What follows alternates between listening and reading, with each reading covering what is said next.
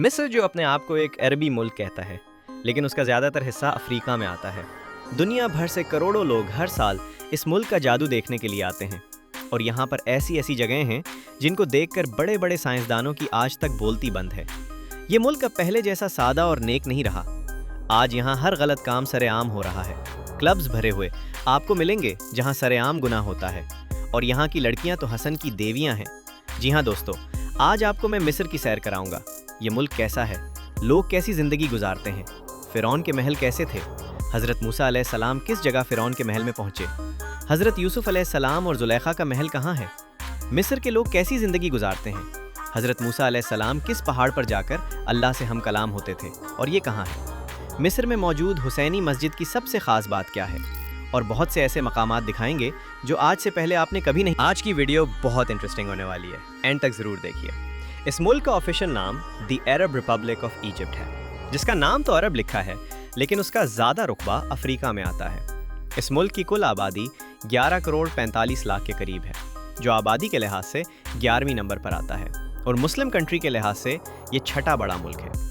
اس country کا کل رقبہ 10 لاکھ مربع کلومیٹر ہے، جو رقبے کے لحاظ سے دنیا کے تیسرے نمبر پر آتا ہے۔ اس ملک کے 40% لوگ شہروں میں رہتے ہیں اور 60% لوگ گاؤں میں آباد ہیں۔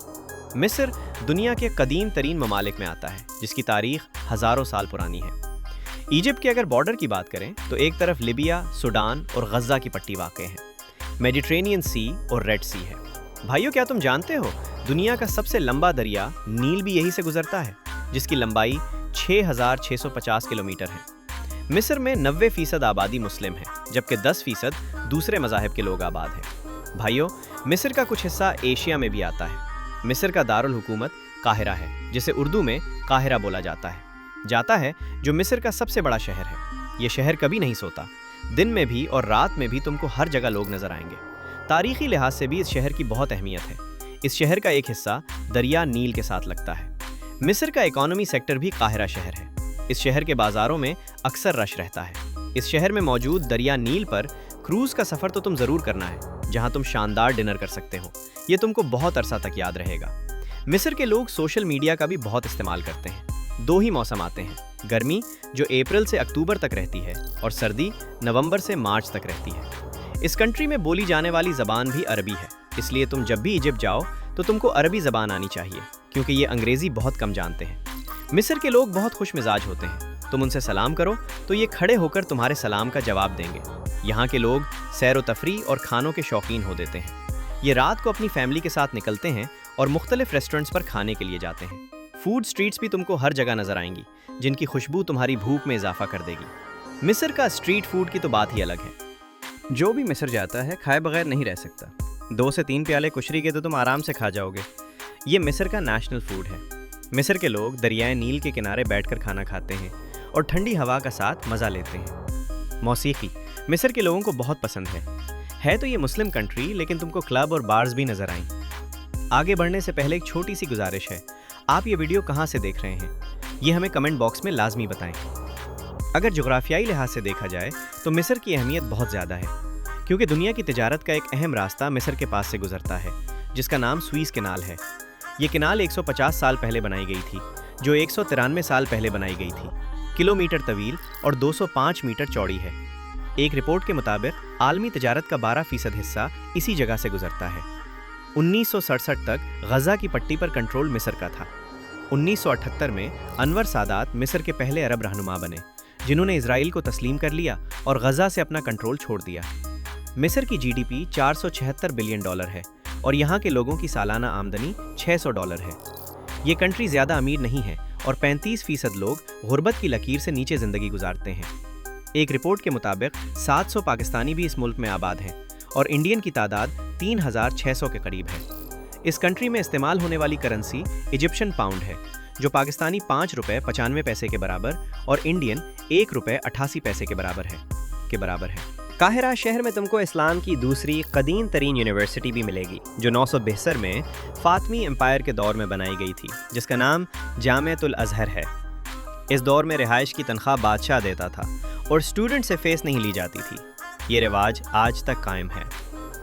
قاہرہ شہر کے قدیم علاقے میں مقدس ہستیوں کے مزار بھی موجود ہیں۔ یہ مزار عام طور پر ایک اسٹریٹ میں موجود ہیں جسے شارع اشرفیہ کہتے ہیں۔ یہاں رسول کریم کی پھوپھی سیدہ عاتکہ، سیدہ سکینہ اور سیدہ سفینہ رضی اللہ تعالی عنہ اور امام شافعی رحمۃ اللہ علیہ کا مزار بھی موجود ہے۔ اس کے علاوہ حسینی مسجد بھی موجود ہے جو اندر سے دیکھنے میں قابل دید ہے۔ آپ رضی اللہ تعالی عنہ کا سر مبارک بھی اسی جگہ دفن ہے۔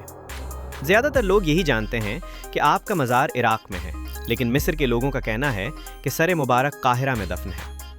اللہ کی کروڑوں رحمتیں امام حسین رضی اللہ تعالی عنہ پر۔ بھائیو، مصر صرف ایک کنٹری نہیں بلکہ تاریخ اور حقیقتوں کی ایک کھلی کتاب ہے۔ اہل علم سے کسی نے پوچھا کہ فرعون نے خدائی دعویٰ کیا، اس نے بنی اسرائیل کے ہزاروں بچے بھی قتل کروائے، لیکن اس کے باوجود اللہ نے اسے طویل اختیار سے نوازا، اس کی رسی دراز کیے رکھی۔ اس کی کیا وجہ تھی؟ وہ بزرگ مسکرائے اور جواب دیا، فرعون انصاف کرتا تھا۔ یہ مختصر سا جواب اس زمین کی سب سے بڑی سچائی ہے۔ مصر دیکھنے کے لیے کروڑوں لوگ آتے ہیں۔ 2022 کی رپورٹ کے مطابق 11 کروڑ 20 لاکھ لوگوں نے اس کا وزٹ کیا۔ سب سے پہلے تم کو اس شہر میں لے کر جاتا ہوں جہاں حضرت موسیٰ علیہ السلام کے دور کا فرعون رہتا تھا۔ یہاں تم کو ایک بات بتاتا چلوں، فرعون صرف ایک شخص کا نام نہیں بلکہ مصر کے اس دور کے ہر بادشاہ کو فرعون کہا جاتا تھا۔ اس شہر کا نام لکسور ہے جو قاہرہ سے 614 کلومیٹر کے فاصلے پر واقع ہے۔ اس شہر کے پاس سے بھی دریا نیل گزرتا ہے۔ اس شہر کی آبادی 13 لاکھ کے قریب ہے۔ اس شہر میں آج بھی کچھ لوگ فرعون کی عبادت گاہ میں عبادت کرتے ہوئے نظر آئیں گے۔ عام طور پر یورپ کے لوگ آ کر ایسا کرتے ہیں۔ یہ وہی شہر ہے جہاں حضرت موسیٰ علیہ السلام پیدا ہوئے، اور اسی جگہ پر فرعون کا گھر بھی موجود تھا جس کا نام ریمنسس دوم تھا۔ اس شہر میں فرعون کے بہت بڑے محل موجود تھے جن میں سے ایک کا نام کناک ٹیمپل ہے۔ اس جگہ سے فرعون اپنے ٹیمپل میں داخل ہوتا تھا۔ بڑے بڑے فرعون کے مجسمے بنائے جاتے تھے کیونکہ نعوذ باللہ فرعون خدائی دعویٰ کرتا تھا۔ اس محل میں فرعون کی عبادت گاہ کے باہر ایک مجسمہ لگایا گیا ہے۔ کہا جاتا ہے کہ فرعون دیکھنے میں ایسا تھا اور اس کے نیچے ایک چھوٹا مجسمہ ہے۔ یہ حضرت موسیٰ علیہ السلام کے دور کے فرعون کی بیوی ہے جن کا نام آسیہ بنت مزاحم رضی اللہ تعالی عنہا تھا، جو مسلمان یعنی ایک اللہ پر یقین رکھتی تھیں۔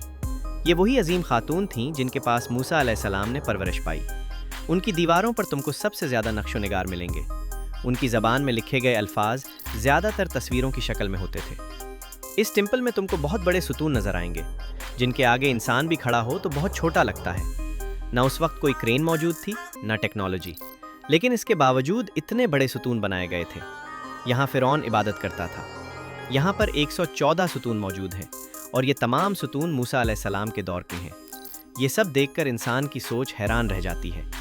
چلو اب تم کو وہ محل دکھاتا ہوں جہاں فرعون کی بیویاں بچے پیدا کرتی تھیں۔ یہ محل دریا نیل کے کنارے واقع ہے۔ یہاں جانے کے لیے تم کو کشتی میں جانا پڑتا ہے۔ اس کے اندر کمرے بنائے گئے تھے جہاں بچے پیدا ہوتے تھے۔ تم کو کوئی دیوار نقش سے خالی نہیں ملے گی۔ آج کے دور میں اس زبان کا ترجمہ کر لیا گیا ہے۔ اس محل سے دریائے نیل کا منظر دیکھنے لائق ہے۔ اگر تم فرعون کو اصلی حالت میں دیکھنا چاہتے ہو تو لکسور میوزیم ضرور جاؤ جہاں تم کو فرعون ممی کی ہوئی لاشیں نظر آئیں گی۔ چلو اب تم کو وہ جگہ دکھاتا ہوں جہاں موسیٰ علیہ السلام ایک لکڑی کے تابوت میں فرعون کے محل میں دریائے نیل کے ذریعے پہنچے تھے۔ یہ وہی جگہ ہے جہاں فرعون اور اس کی بیوی آسیہ بیٹھے تھے۔ تم کو دکھاتا ہوں جہاں حضرت موسیٰ علیہ السلام پہاڑ پر جا کر اللہ سے ہم کلام ہوتے تھے۔ اس پہاڑ کو ماؤنٹ سینا کہا جاتا ہے۔ اسے جبل موسیٰ اور جبل طور بھی کہتے ہیں۔ یہ جگہ مسلمانوں، عیسائیوں اور یہودیوں کے لیے بہت اہمیت رکھتی ہے۔ بھائیو، حضرت یوسف علیہ السلام کا دور بھی مصر میں ہی گزرا ہے۔ قاہرہ شہر میں حضرت یوسف علیہ السلام کے بھائیوں اور بہنوں کی قبر بھی موجود ہے جہاں ایک مقبرہ بنایا گیا ہے۔ اسی جگہ حضرت یوسف علیہ السلام کے بھائی بنیامین کی قبر بھی موجود ہے، لیکن یہ بات کس حد تک صحیح ہے اللہ بہتر جانتا ہے۔ یہاں سے 30 کلومیٹر دور تم کو زلیخا کا محل بھی ملے گا۔ یہ وہ جگہ ہے جہاں عزیز مصر کا محل تھا۔ تم اسے زلیخا کا محل بھی کہہ سکتے ہو۔ کچھ آثار باقی ہیں۔ زیادہ محل کا حصہ مٹی کے اندر دب چکا ہے۔ حضرت یوسف علیہ السلام بھی یہاں رہا کرتے تھے۔ آج بھی اس گاؤں کا نام عزیزیہ ہے، مطلب عزیز مصر کا گاؤں۔ اس وقت کے بادشاہ اہرام مصر بناتے تھے جنہیں آج کے دور میں عجوبہ بھی کہا جاتا ہے۔ اسے عجوبہ اس لیے بھی کہا جاتا ہے کہ اسے جس دور میں بنایا گیا تھا اس وقت نہ ٹیکنالوجی تھی نہ مشینری، لیکن برج خلیفہ سے بھی زیادہ وزنی عمارت بنائی گئی جو آج بھی کھڑی ہے۔ کہا جاتا ہے کہ اس کی سمت اور سائز میں 1 انچ کا بھی فرق نہیں ہے۔ ان سب اہرام مصر میں سے پیرامڈ آف گیزا سب سے زیادہ مشہور ہے۔ لوگ سب سے زیادہ انہیں دیکھنے آتے ہیں۔ اس جگہ 3 اہرام مصر موجود ہیں، ایک سب سے بڑا، دوسرا درمیانی اور تیسرا سب سے چھوٹا۔ تم جب بھی جاؤ تو تانگے یا اونٹ پر جاؤ، ورنہ تم کو بہت زیادہ چلنا پڑے گا۔ چلو اب تم کو اندر سے دکھاتا ہوں اس کے اندر کیا ہے۔ اندر تم کو بہت سی سیڑھیاں چڑھنا پڑیں گی۔ یہاں تم کو بہت سے فری گائیڈ بھی ملیں گے، لیکن یہ زیادہ تر اسکیمر ہوتے ہیں۔ تم نے اپنی سمجھ بوجھ مصر میں تاریخی مقامات بہت زیادہ ہیں، اسی وجہ سے ٹورسٹ سب سے زیادہ آتے ہیں۔ جدید مصر کا آغاز 1922 میں ہوا۔ قاہرہ اور لیگزور کے علاوہ تم اسکندریہ کا بھی وزٹ کر سکتے ہو، جو سکندر اعظم کے نام سے مشہور ہے۔ سکندر اعظم کے دور کے بعد آخری ملکہ کلیوپیٹرا بھی اسکندریہ میں پیدا ہوئی تھی۔ آج بھی اس کے آثار موجود ہیں۔ اگر بات کی جائے یہاں آنے کے خرچے کی، تو یہ ملک زیادہ مہنگا نہیں ہے۔